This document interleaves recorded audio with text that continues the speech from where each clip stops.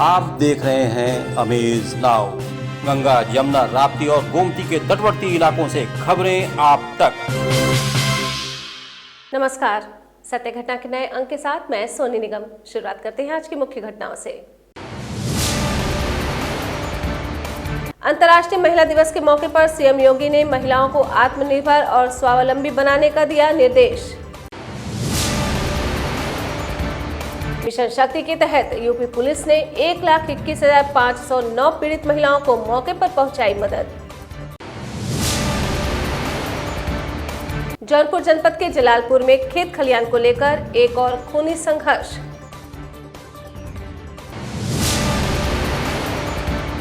बहुत जल्द होगा फिल्मी अंदाज में हुए सोना लूट का पर्दाफाश।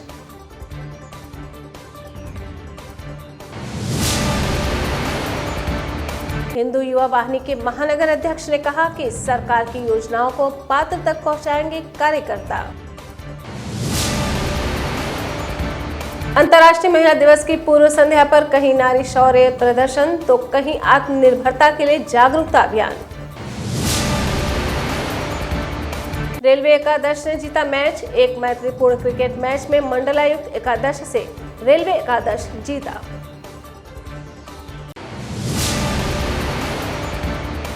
बढ़ती हुई महंगाई के विरोध में कानपुर के सपा कार्यकर्ताओं ने आज अर्धनग्न प्रदर्शन कर अपना विरोध जताया। अब सत्य घटना विस्तार। 8 मार्च को अंतर्राष्ट्रीय महिला दिवस पूरे विश्व में मनाया जाता है।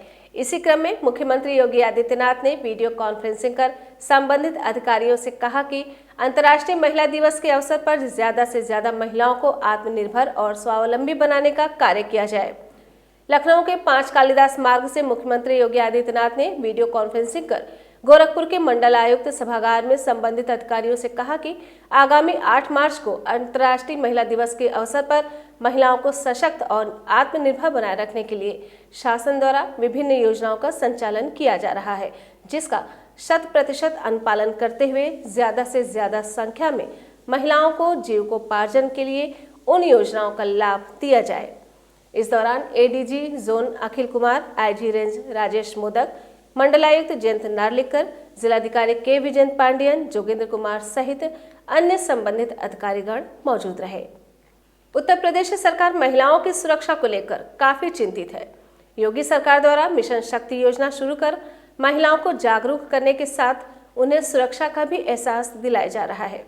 लखनऊ स्थित डायल 112 के प्रभारी एडीजी असीम अरुण के नेतृत्व में प्रदेश की महिला पुलिस भी काफी सक्रिय है। सरकार ने प्रदेश में महिलाओं की सुरक्षा को लेकर सार्थक कदम उठाया है। डायल 112 की पीआरवी पर तैनात 300 महिला पुलिस कर्मियों ने पीड़ित महिलाओं को मदद पहुंचाई है। तकरीबन 1,21,509 महिलाओं को मदद पहुंचाई गई है। छेड़छाड़, घरेलू हिंसा में कार्रवाई की गई है, तो वहीं रात्रि में अकेली महिलाओं व युवतियों को सुरक्षित उनके घरों तक पहुंचाया गया है। मिशन शक्ति अभियान में 17 अक्टूबर 2020 से 28 फरवरी 2021 तक लगातार मदद पहुंचाई गई। एक साल में घरेलू हिंसा में 3,27,833 मामलों में डायल 112 से महिलाओं को सहायता मिली। योगी सरकार प्रदेश में महिलाओं की सुरक्षा और सम्मान में मिशन शक्ति अभियान चला रही है। मिशन शक्ति के तहत प्रदेश सरकार ने एक बहुत बड़ा अभियान शुरू किया, जिसका उद्देश्य था कि सभी विभाग और समाज के सभी अंग मिल करके ऐसा काम करें कि हम लोग अपने प्रदेश को महिलाओं के लिए और सभी के लिए और सुरक्षित बना पाएं। इसमें 112 को महत्वपूर्ण जिम्मेदारी दी गई, जिसमें कि हमने अपने ऐसे कॉल जो महिलाओं से संबंधित होते थे उनको बहुत गंभीरता से लिया और उनके ऊपर बहुत अच्छी प्रतिक्रिया देने का प्रयास किया। इसमें विशेषकर 300 ऐसे महिला पुलिस रिस्पांस व्हीकल पीआरवी का बहुत महत्वपूर्ण रोल रहा और हमारी महिलाएं 24 घंटे ऐसी गाड़ियों पर ड्यूटी करती हैं और ये एक बड़ा महत्वपूर्ण संसाधन बन गया है, जिससे कि हम छेड़खानी, घरेलू हिंसा या रात में कोई महिला अकेले हो तो उनको सुरक्षित घर पहुंचाना, ऐसे काम कर पा रहे हैं। मिशन शक्ति की अवधि में ही अभी तक लगभग 1.25 लाख ऐसी महिलाओं के कॉल पर हम लोग कार्रवाई कर चुके हैं। आगे जो अनुभव हमारा हुआ है उससे हम लोग अपनी सेवाओं को और अच्छा करेंगे और मजबूत करेंगे, जिससे कि प्रदेश में महिलाएं और सुरक्षित महसूस करें। एक और हम चांद और मंगल ग्रह पर प्रस्थान की बात करते हैं तो दूसरी तरफ गांव हो या शहर, नाली पाडो, खेत खलिहान और मेड़बंदी को लेकर एक दूसरे का सिर फोड़ने से भी बाज नहीं आते हैं। जौनपुर में मामूली विवाद को लेकर दो पक्षों में जमकर चले लाठी डंडे, मारपीट की घटना में आधा दर्जन लोग घायल हुए हैं। ताज्जुब की बात यह है कि जब ऐसा खूनी संघर्ष चल रहा होता है तो लोग बाग इस मारपीट को बचाने और पुलिस को सूचना देने के बजाय तमाशबीन बनना ज्यादा उचित समझते हैं। ऐसा ही एक वीडियो जौनपुर जनपद के जलालपुर थाना क्षेत्र स्थित बिंदे गांव से वायरल हुआ है।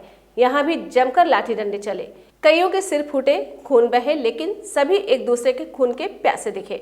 क्या महिलाएं, क्या बुजुर्ग, कई युवकों के हाथों में लाठियां थीं, लेकिन हैरानी की बात यह दिखी कि कोई किसी को बचाने की कोशिश नहीं कर रहा था, बल्कि सभी सामने वाले को अपने सामने टिकने नहीं दे रहे थे। कहीं कोई पुलिस वाला भी नजर नहीं आ रहा था।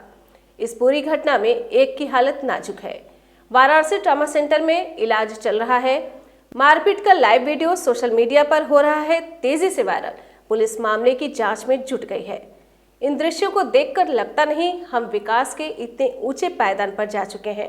कहीं न कहीं शिक्षा का अभाव है और इन सब से भी बढ़कर जिम्मेदारों में संवेदनशीलता का अभाव है।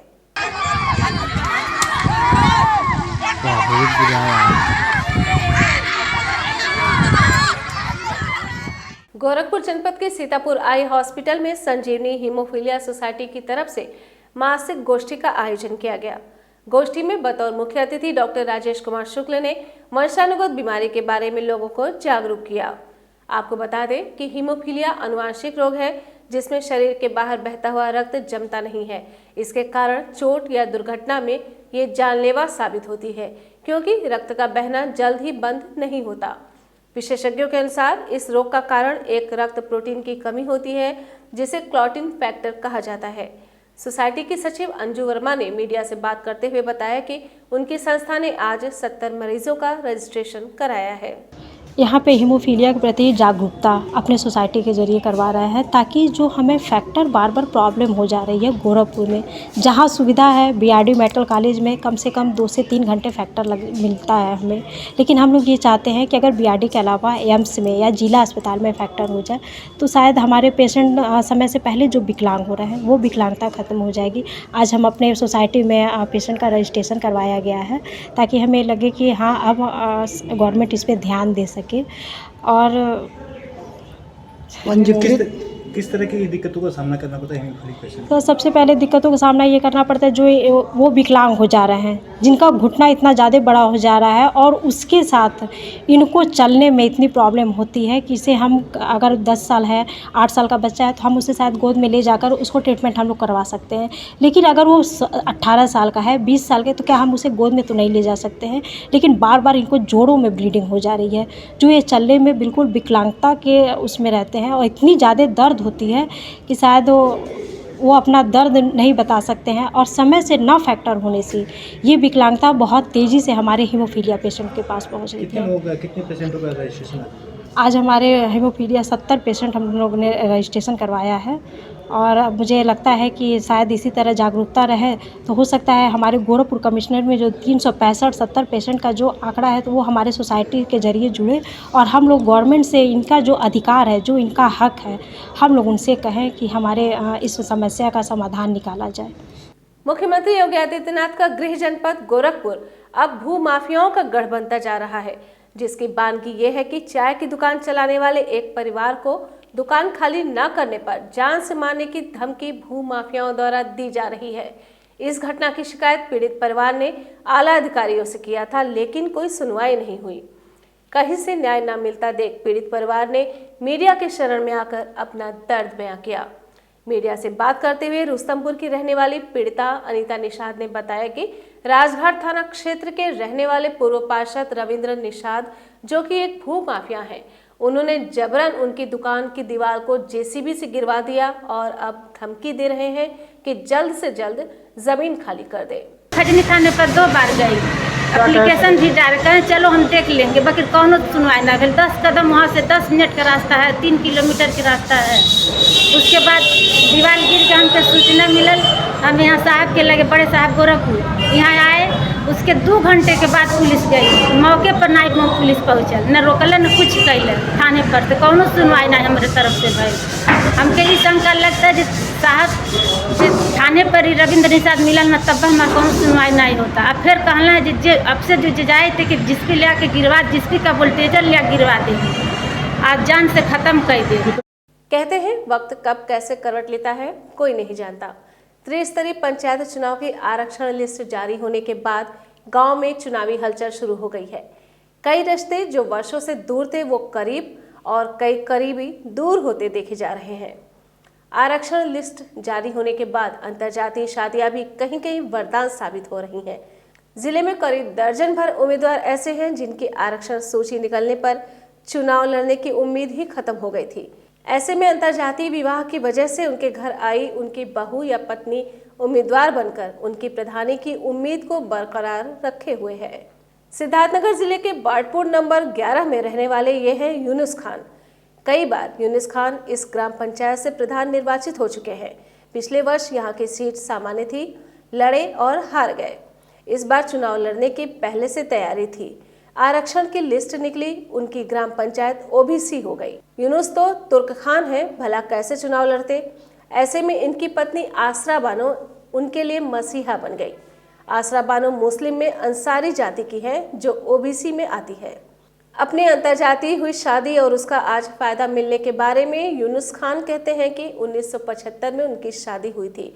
जाहिर है उस वक्त आरक्षण या इसके फायदे की बात तो बहुत दूर थी, लेकिन आज जब इसका फायदा मिल रहा है, संविधान हमें इसका अधिकार दे रहा है, तो क्यों ना हम लाभ लें। अब चूंकि आरक्षण का जमाना है, आरक्षण है तो आरक्षण में हमको तो फायदा है। अब हमारे बिरादरी को नहीं लड़ सकते हैं, लेकिन हमारी बीवी तो हैं, बैकवर्ड हैं, हाँ, वो लड़ सकती हैं, उनको अधिकार है। इसी तरह ग्राम पंचायत बर्डपुर नंबर 10 एससी के लिए आरक्षित हो गई। इस क्षेत्र में कई सालों से प्रधानी के लिए मेहनत करने वाले विश्वंभर गौड़ के पैर के नीचे से जमीन ही निकल गई। ऐसे में उनकी बहू राजेश्वरी देवी उनके लिए संकट मोचन बन गई। राजेश्वरी एससी जाति की है, बीए बीटीसी है। पढ़ाई के समय ही विश्वंभर के पुत्र अनिल से प्रेम हुआ और 6 साल पूर्व विवाह भी हो गया। विश्वंभर कहते हैं कि एससी सीट है, हम तो नहीं लड़ सकते, लेकिन हमारी बहू लड़ेगी, ये उसका हक है। हम गौड़ बिरादरी से हैं, सीट यहाँ की एससी है। तो फिर कैसे यहाँ पे आप ताल ठोक रहे हैं प्रधानी के चुनाव में?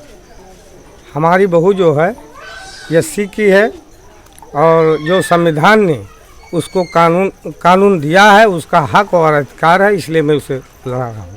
गोरखपुर जनपद के डीआईजी जोगिंद्र कुमार ने महानगर में हुए फिल्मी अंदाज में सोना लूटकांड का पर्दाफाश बहुत ही जल्द करने का ऐलान किया है। राजगढ़ थाना अंतर्गत पांडेहाता चौकी के समीप पंजाब के व्यापारी से 1 किलो 400 ग्राम सोने की लूट फिल्मी अंदाज में की गई थी, जिसका खुलासा बहुत ही जल्द गोरखपुर पुलिस करेगी। डीआईजी जोगिंद्र कुमार फिल्मी अंदाज में हुए लूटकांड का खुलासा करने के लिए पुलिस अधीक्षक नगर सोनम कुमार के नेतृत्व में टीम गठित किया है। पुलिस अधीक्षक नगर सोनम कुमार की टीम में सम्मिलित क्षेत्राधिकारी कोतवाली वीपी सिंह, क्षेत्राधिकारी कैंट सुमित शुक्ला सहित क्राइम ब्रांच सर्विलांस बहुत जल्द टीम तथा लूट की घटनाओं को सुलझाने में महारत हासिल रखने वाले थाना प्रभारियों के साथ मैराथन बैठक करते हुए जल्द से जल्द लूट की घटना को अंजाम देने वाले अपराधियों को गिरफ्तार करने का निर्देश दिया। सोना लुटेरे कहीं भी छिपे हों, पुलिस की गिरफ्त से बच नहीं सकते। पुलिस उनके पास पहुंच चुकी है। सीसीटीवी कैमरों की मदद से लूट को अंजाम देने वाले अपराधी अब पुलिस की गिरफ्त में होंगे। हिंदू युवा वाहिनी महानगर कोर कमेटी की बैठक आज प्रदेश कार्यालय पर आयोजित की गई। इस दौरान संगठन के कई पदाधिकारियों और कार्यकर्ता मौजूद रहे। बैठक में संपर्क संवाद अभियान, कार्यकारिणी का विस्तार और वाहिनी द्वारा निरंतर कार्यक्रमों का आयोजन सहित कई मुद्दों पर चर्चा की गई। मीडिया से बात करते हुए हिंदू युवा वाहिनी के महानगर अध्यक्ष रणंजय सिंह जुगनू ने बताया कि सरकार की योजनाओं को वाहिनी के कार्यकर्ता पात्र लोगों तक पहुंचाने का कार्य करेंगे। के 4 विशेष मुद्दों पे आज चर्चा चल रही है हम लोगों के बीच में कि महानगर में जो कार्यकर्ता पदाधिकारियों की उपस्थिति है वो किस तरह से पूर्ण रूप से 100% कराया जाए। दूसरी चीज, कुछ योजनाएं बन रही है जो नगर के अंदर कार्य करने के लिए। इसके अलावा सरकार की बहुत सारी योजनाएं हैं जो पात्र लोगों तक नहीं पहुंच पा रही है, कुछ लोग उससे वंचित हो जा रहे हैं। तो हमारे कार्यकर्ता जो है उनको लेके हमारे पदाधिकारी, महानगर के पदाधिकारी मंडल के लोगों तक, मंडल के पदाधिकारी वार्ड के लोगों तक, और वार्ड के पदाधिकारी उन पात्र लोगों तक पहुंचे सरकार की योजना को लेके, जिससे आसानी से सरकार की योजना उस लाभार्थी तक पहुंच सके। इस विषय पे भी आज चर्चा हो रही है। अंतर्राष्ट्रीय महिला दिवस की पूर्व संध्या पर महानगर के सूर्यकुंड धाम योद्धा क्लब के तत्वावधान में महिला मार्शल आर्ट योद्धाओं ने नारी शौर्य प्रदर्शन कर मिशन लक्ष्मीबाई का आगाज किया। इस अवसर पर योद्धा मार्शल आर्ट्स की महिला मार्शल आर्ट योद्धाओं ने सेल्फ डिफेंस का प्रदर्शन कर महिला हिंसा से बचाव के गुर सिखाए। इस दौरान मुख्य अतिथि के रूप में सूर्यकुंड धाम विकास समिति के संरक्षक पूर्व जिला जज R.K. त्रिपाठी एवं विशिष्ट अतिथि सामाजिक कार्यकर्ता रीना जायसवाल उपस्थित रहीं। कार्यक्रम में 66 वर्षीय मार्शल आर्ट प्रशिक्षु ब्राउन बेल्ट जागृति वर्मा का प्रदर्शन देख लोग चकित रह गए। क्लब के अध्यक्ष रीना जायसवाल ने 66 वर्षीय ब्राउन बेल्ट जागृति वर्मा को स्मृति चिन्ह देकर सम्मानित करते हुए उनके जज्बे को सलाम किया। मीडिया से बात करते हुए चैंपियन जागृति वर्मा ने बताया कि निरंतर प्रयास और सच्ची निष्ठा से कार्य करने से सफलता अवश्य मिलती है। बस मेरा यही संदेश है कि जो भी कोई काम भी करना है उसे सच्ची निष्ठा से, ईमानदारी से करें, और उसके बाद अगर कोई भी उनके साथ दुर्व्यवहार करता है या उनके आत्मसम्मान को चोट देता है तो उसको नहीं सहना है। जब तक नारी सशक्त नहीं होगी तब तक समाज सशक्त नहीं हो सकता। इस बात का समर्थन करते हुए राइजिंग एंजल सोसाइटी गोरखपुर ने अपने कार्यक्रम का आयोजन अंतर्राष्ट्रीय महिला दिवस की पूर्व संध्या पर आज किया। राइजिंग एंजल सोसाइटी द्वारा महिलाओं को सम्मानित करते हुए सीमा, सोनम, पूर्णिमा, अनीता, सुनीता, वंदना, गायत्री, रंजना, संगीता एवं दुलारी को स्मृति चिन्ह एवं प्रमाण पत्र दिया और इसी के साथ अर्चना शर्मा को सिलाई मशीन देकर उनको आत्मनिर्भर बनने के लिए जागरूक किया गया। इस अवसर पर आरजे प्रीति त्रिपाठी एवं तनु शर्मा भी उपस्थित रहीं। इस अवसर पर सोसाइटी के अध्यक्ष तुलका त्रिपाठी द्वारा कीर्ति अग्रवाल, पूनम श्रीवास्तव एवं पल्लवी जायसवाल को सोसाइटी की सदस्यता दिलाई गई एवं तनुश्री बैनर्जी को सोसाइटी की सचिव एवं रिकी शर्मा को कोषाध्यक्ष नियुक्त किया गया। इस अवसर पर सोसाइटी की अंजना केशरवानी, सीमा राय, अंशु केशरवानी, निक्की रानी, नीतू सिंह, निशा गोयल, स्वाति मुखर्जी, पूनम आहूजा, पूनम गुप्ता, शिवानी गुप्ता एवं अमिता सभी सदस्य उपस्थित रहे। हम चाहते हैं जैसे हम वैसे ही रहे। एक चीज और कहना चाहूंगी, हमारी संस्था में हमें स्वयं ही हम अपना करते हैं, कलेक्शन करके हम अपना कार्य करते हैं। अध्यक्ष तुलिका ने कहा कि हम सबको समाज को मजबूत बनाने के लिए समाज की महिलाओं को सम्मान एवं आदर देने की भावनाओं को जागृत करने की जरूरत है। हमारी संस्था जो है करीब 4 साल पुरानी है। हम लोग समाज से रिलेटेड किसी भी तरह की कार्य जो है कराते हैं। तो मैं इस न्यूज़ चैनल के द्वारा ये कहना चाहूँगी, यदि किसी को किसी भी प्रकार की आवश्यकता पड़ती है जो हम फुलफिल कर सकें तो कृपया आप हमारी संस्था को कॉन्टैक्ट कर सकते हैं। Rising angel society. बहुत बहुत धन्यवाद। शारीरिक फिटनेस को दुरुस्त रखने के लिए रेलवे क्रिकेट ग्राउंड पर गोरखपुर रेलवे एकादश और मंडलायुक्त एकादश के बीच 20-20 ओवर का एक मैत्री मैच खेला गया। पहले बल्लेबाजी करने उतरी रेलवे एकादश की टीम ने निर्धारित 20 ओवर में 5 विकेट पर 189 रन बनाए। 190 रनों का पीछा करने उतरी मंडलायुक्त एकादश निर्धारित 20 ओवरों में 157 रन बनाकर ही सिमट गई। रेलवे एकादश के वीर बहादुर मैन ऑफ द मैच रहे। मंडलायुक्त एकादश की तरफ से एडीजी जोन अखिल कुमार ने टीम की कमान संभाली। रेलवे एकादश की कमान पंकज कुमार सिंह, सीपीआरओ पूर्वोत्तर रेलवे ने संभाली। रेलवे ऑफिसर्स के 11 के बीच में क्रिकेट का मैच हुआ है फ्रेंडली, और इसमें रेलवे की टीम जो है जीती है और हम लोगों ने जो है आज अच्छा मौका मिला। और मेन चीज़ क्या है कि हम लोग रोज़ सरकारी कामों में उलझे रहते हैं। आज हम लोगों को थोड़ा सा अपना फ्रेशनेस भी मिली और थोड़ा सा एक एनर्जी मिलती है जिससे हम और सरकारी काम को बेहतर तरीके से कर सकें। सपा कार्यकर्ताओं ने केंद्र व प्रदेश सरकार की नीतियों को महंगाई के लिए जिम्मेदार माना। जनपद के बाकरगंज इलाके में अर्धनग्न अवस्था में डॉक्टर इमरान के नेतृत्व में सड़क पर बैठे सपा कार्यकर्ताओं ने खाद्य तेलों, प्लेटफॉर्म टिकट व डीजल पेट्रोल में बेतहाशा बढ़ती कीमतों के लिए भाजपा सरकार को जिम्मेदार बताया। गैस सिलेंडर व खाद्य सामग्री को सामने रखकर सड़क पर प्रदर्शन कर रहे सपा कार्यकर्ताओं ने भाजपा की केंद्र व प्रदेश सरकार पर जनता से वोट लेकर धोखा देने का आरोप लगाया। इस मौके पर सुरक्षा की दृष्टि से पर्याप्त पुलिस बल तैनात रहा।